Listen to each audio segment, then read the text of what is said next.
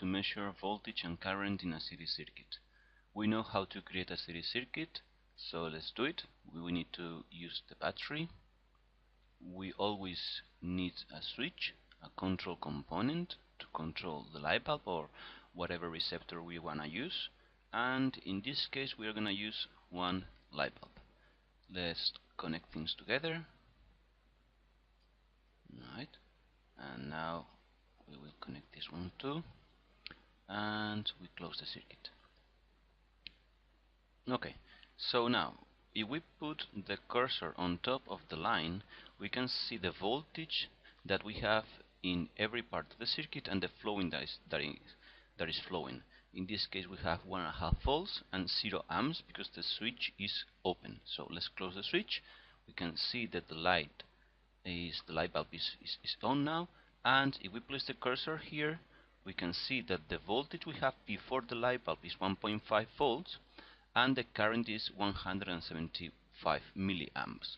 If we place the cursor here, we know now that the voltage is 0 volts, but the current is still 175 milliamps.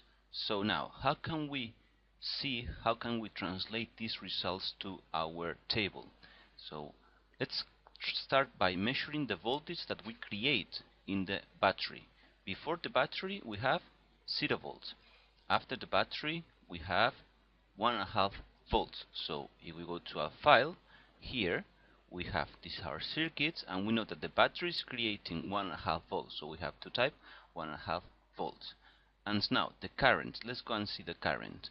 If we go and place the current here on top of the battery, we see that the current that is being flowing through the battery is 175 milliamps. So in this cell here we will type 175 milliamps. Check that the unit we are using is milliamps. Now let's see what happens in the light bulb.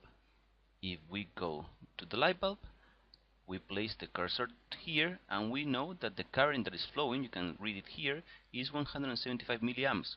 Why? Because in a series circuit there's only one current, so the number cannot change. So here we need to type 175 milliamps. If we go back to see what's the voltage that we are using, what we are consuming in the light bulb, we always need to see what is the voltage here.